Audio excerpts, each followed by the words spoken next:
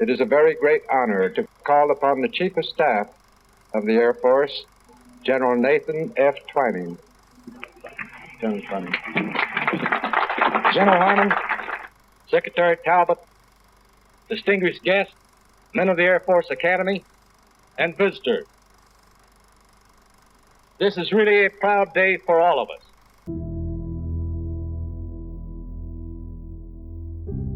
Institutions such as ours are not built overnight. We must be patient and not press too hard for early fulfillment of our dream. Up until now, the interest of the nation has centered upon the location of the Air Academy, its architecture, and its surroundings. From today on, however, the nation's interest will be on you cadets and those who follow you. The Air Force Academy is not really important in itself. What is important is the product of the Air Academy. The graduates will be the measure of its success. This is why we must have a very special kind of self-discipline. A single pilot may be alone, thousands of miles from home, hundreds of miles from any control or supervision. If the going is rough, no one can see him if he falters except himself. Both the big things and the little things you do will establish traditions and customs at this great school. You may find this a mixed blessing because the eyes of the nation, and especially the eyes of everybody in the Air Force, are going to be on you. Not only while you're a cadet, but after you graduate. Everybody will be looking over your shoulder, and they will be critical, for they have a right to expect great things.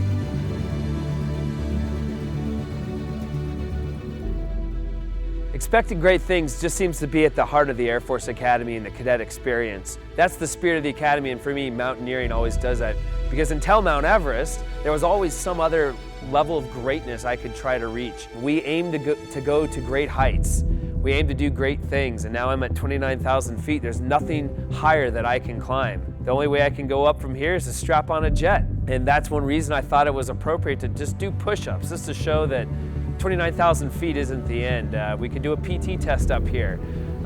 Airmen aren't daunted, we're not scared, we're not put back by altitude. In fact, that's what we crave. That's what's in the DNA of the Air Force. That's what makes us do great things, is wanting to go higher, to go faster. Now that our Air Force team has made it up Mount Everest, what does greatness look like from here? And I think it's developing the next generation of military mountaineers. That's my passion for being here at the Air Force Academy, is to inspire the cadets to take what we've given them and take it 10 steps further, to blow away all the records we've ever set. That's the attitude I want them to have, that craving for being the best and for doing things that no one thought was possible. Most of my life, I expected to accomplish great things. It sort of meant that to me.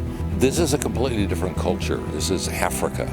Greatness largely is being patient and understanding the community that I'm in and what's useful for them. And I find that doing the work here with the Peace Corps and working with the people here in Namibia, I can bring to bear a lot of the experience that I have in a way that's really useful for people in a different way than happens in the United States. Anything that I can do to help them move themselves ahead makes it worth me getting up every morning. And that's why I'm here. You'll be surprised at what you can achieve by expecting great things of yourself and of your comrades in arms and their families. They are very glad to know, especially those that die away from the academy and they're buried back here, that there is an Air Force family that they are part of. I hope that they realize that they continue to be part of a larger family, and that they realize they can depend and rely upon that family for not only sympathy and prayers, but action where action is necessary.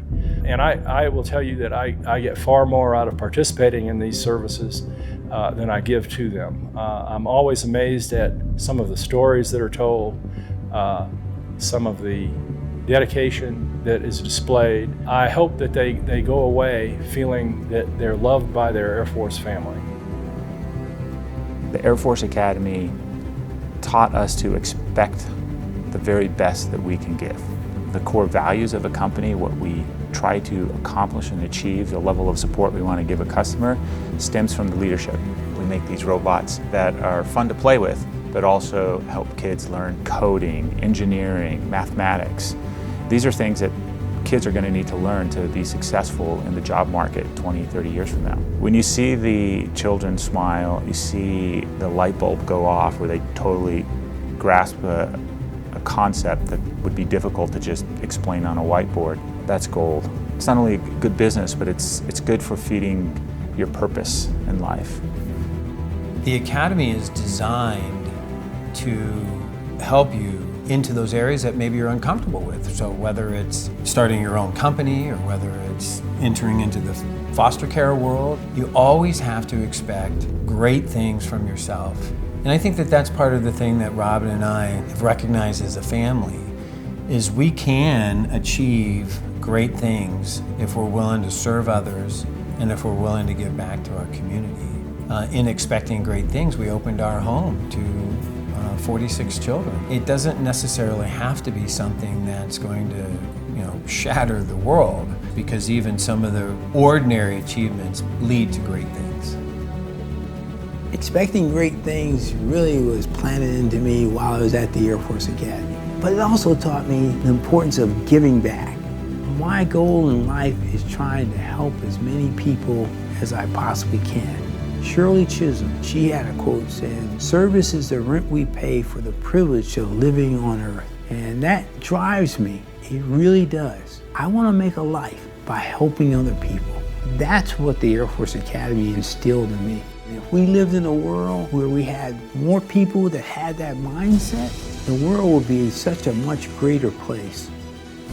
So I'm the 6th Air Force amputee to return to flying. There are 5 others, and within the first 2 or 3 days in the hospital, all 5 of them called me. So I always felt like I was part of the long blue line. That is hands down true. It just brought it all to the forefront and showed me what does that actually look like practically. And it looks like so many people bringing you food and blankets and stuff in the hospital and visiting you, and that just blew me away. Honestly, it blew me away. And so it made me have so much more commitment and loyalty to this mission and how we care about people. And I'm just so happy to be alive. I'm so happy to be back to my job, back to what I love in the Air Force, in this community. And that has taught me just to expect great things for myself and others. We're all proud for somewhat different reasons.